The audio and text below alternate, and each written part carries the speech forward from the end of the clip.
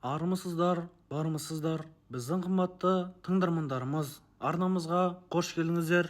Арнамызға салған әңгімелерімізге лайк басып, тіркеліп, қолдап жүрген сіздерге Аллам разы болсын. Әңгімелерімізге лайк басып жүрген алтын саусақтарыңыз талмасын, шаршамасын. Отбасыларыңызда тек мереке, береке болсын. Бүгінгі күндеріңіз сәтті болып, елімізге, жерімізге тек жақсылығымен келсін. Қымбатты тыңдармандар, ендеше мен әңгімемді бастайын. Мен әңгімелейтін әңгіме тонау өткен ғасырда 1979 жылы күз айында Шымкент қаласындағы темір жол бекетінде үлкен қайғылы оқиға болған еді. Мен соны сіздерге басынан аяғына дейін жіпке тізгендей етіп баяндап берейін. Тазабеков Эзмахан деген кісі ауданның орталығындағы ол уақытта СПТУ деп аталушы еді. Сол СПТУдың директоры болған еді. Эзмаханның үлкен баласы Сәкен 1959 жылы дүниеге келген. 10 классы бітіргеннен соң Алматы қаласына келіп жоғары оқу орнына түседі. Сәкен бала кезінен сурет салуға қабілеті өте жоғары болады. Алматы қаласына келіп жоғары оқу орнында оқып жүріп сурет салумен айналысады. Сол Сәкен 1979 жылы Алматы қаласынан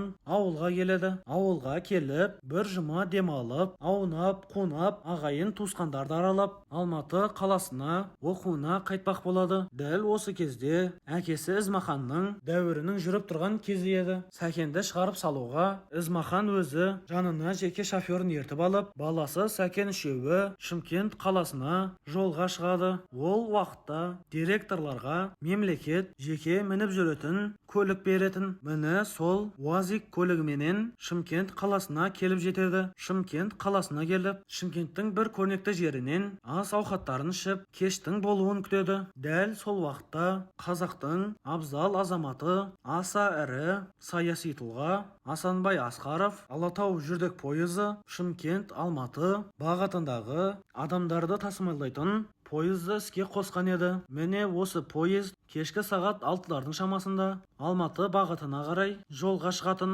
Дәл осы пойызды жүруін күтіп, темір жол бекетіне келіп, Эзмахан жүргізушісін машинада қалдырып, өзі баласының сөмкелерін көтерісіп, темір жол бекетіне келеді. Бұлар келген кезде күз айы, далада суық болатын және аспан қара бұлттанып, қараңғылық ерте басқан еді. Эзмахан баласы Сәкенменен бірге Сәкен отыратын пойыздың 10-шы вагонына жақын келіп, платформаға қойылған вагонның есігі ашық тұрған болатын. Сәкен менен бірге әкесі вагонға еніп, сөмкелердің бәрін жайғастырып, вагоннан жерге түскенде темір жол бекетінде хабарлап отыратын қыз 5 минуттан соң Алатау жүрдек пойызы Алматы бағытына қарай жол жүреді деп хабарлайды. Эзмахан баласын құшақтап, ал жақсы балам, аман есен жетіп ал, енді жаңа жылдың қарсаңында елге аман есен келгенде Алла бізді жақсылықпен жолықтырсын деп баласын қапсыра құшақтап, маңдайынан иіскеп, вагонның табалдырығына қолтығынан демеп мінгізіп жібереді. Арада бірер минут өткенде Сәкен орнына жайғасып, терезеден қолын былғап, әкесіменен қоштасып жатқанда пойыз ақырындап орнынан қимылдай бастайды. Алақанын әйнекке төсеп, жақсы деп қолын былғап, шат-шадман болып тұрған кезінде бір 4 жігіт әкесінің жанына келіп, оқыс жағдай орын алады. Әлгі келген 4 жігіт Эзмаханға қарап, бізге ақша бересің, болмаса сені пышақтап өлтіреміз дейді. Темір жол бекетінің жанындағы жарықтар онша қатты жарқырамай, сүрлеусіз жарық беріп тұрған еді. Эзмахан бойы 1.90, денесі мығым, өте қарулы кісі болатын. Дәл сол кезде Эзмаханның жасы 45-те еді. Эзмахан әлгі бұзақыларға жөндеріңе жүріңдер, менен ешқандай ақша ала алмайсыңдар дейді. Дәл осы тұста әлгі төртеудің біреуі қалтасынан пышақты суырып алып, Эзмаханға қарай кезене бергенде, Эзмахан пышақты шап беріп ұстап, қолын қайырмақшы болғанда, әлгі неме пышақты қатты артқа тартқанда, Эзмаханның қолынан суырсып, оң қолының бәрін кәдімгідей орып кесіп кетеді. Екінші біреуі Эзмаханның жанынан келіп, бір ұрғанда Эзмахан теңселіп барып, бойын әзер дегенде жиып, құламай қалады. Бұның бәрін әйнектен көріп тұрған баласы не істерін білмей, далбалақтап жүгіріп, тамбурға қарай келеді. Тамбурда тұрған проводник Сәкенді құшақтап жібермей, пойыз жүргенде тамбурдан шығып, жерге секіруге болмайды. Біз басымызбен жауап береміз дейді. Дәл осы кезде Сәкен әйнектен қарағанда 4 адам жабылып, әкесін ұрып, тепкілеп, жан жабыла, жан жағынан жабылып жатқанын көріп, Сәкен еңіреп жылайды. Бірақ проводник Сәкенді тамбурға шығармай қояды. Әлгі төртеуі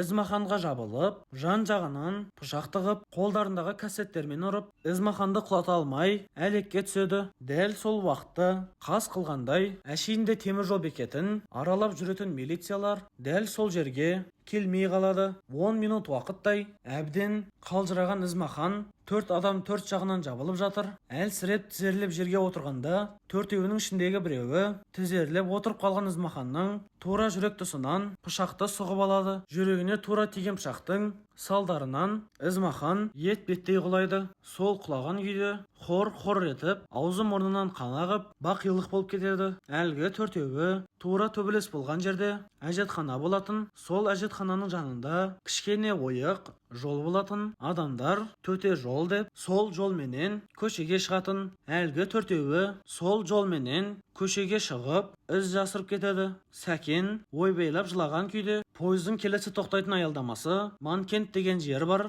Дәл Манкентке тоқтағанда вагоннан жалма-жан жерге түскен Сәкен тура сол вокзалдың жанында тұрған такси автокөлігіне отыра салып, Шымкент темір жол бекетіне тарт дейді. Таксист заулап отырып, темір жол бекетіне келгенде, темір жол бекетіне кіре берсе, қаптаған милиция, жедел жәрдем, апыр-топыр адамдар топырлап жүр екен. Сәкен еңіреген күйде жедел жәрдемнің қасына келгенде, әкесі Ізмаханның мәйітін жедел жәрдемге салып жатыр екен. Милициялар мен докторлар әуелгіде сен кімсің деп Сәкеннің жолын бөгеп жібермей қояды. Ентігін баса алмай тұрған Сәкен, ол менің әкем дегенде, докторлар мен милициялар ақ деп ақырады. Доктордың біреусі, бауырым, сабыр қыл, әкеңіз дүниеден озды дейді. Не керек? Ізмаханның денесін баласы Сәкен моргқа, яғни мәйітханаға кіргізбей, сол жерде милициялар мен докторларға тілхат жазып беріп, мен туған баласымын деп қойнындағы ол уақытта қызыл паспорт болатын, сол паспортын шығарып көрсетеді. Милициялар мен докторлар тура баласы екенін көріп, тілхат жаздырып алғаннан соң Ізмаханның мәйітін Сәкенге береді. Сәкен дереу Шымкент қаласындағы ағайын туысқандарына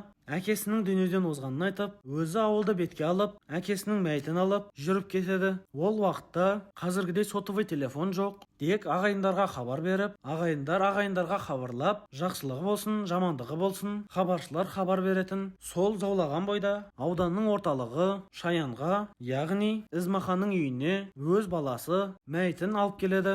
Бұл хабарды естігенде ағайындардың төбелеріне су құйып жібергендей жағдайда қалдырады. Жарты күн бұрын ғана баласын құшақтап Алматыға шығарып саламын деп кеткен Ізмаханды сол баласы Сәкен мәйітін үйіне әкеліп тұр. Дереу жоқтау басталып, азан қазан болады. Сәкен бас бармағын шайнап өкінгенменен ағайын туыстар басу айтып, қой балам, тас түскен жеріне ауыр, бірге тумақ болғанмен бірге өлмек деген жоқ, Аллаға керек болды, алды, сабыр қыл шырағым деп басу айтады. Міне осы оқиғаны Сәкен мұндаға дейін өкінішпен айтып жүрді. Дәл көз алдымда әкемді жабылып, ұрып, пышақтап жатқанда титтей да болса қол ұшымды соза алмадым. Алланың жазуы осылай шығар. Көз алдымда әкемді қарақшылар жабылып пышақтап өлтірді деп қатты күрсінетін еді. Міне қымбатты тыңдармандар, қазақ тектен текке айтпайды ғой, бәле бассаң аяғының астында деп. Кім қай жерде өлетінін ешқашан білген емес. Ізмахан дәл сол күні өте кеуілді, арқа-жарқа аңқылдап, баласын емірене құшақтап маңдайынан сүйген еді. Бұл оның соңғы баласын құшақтап бауырына басып еміренгені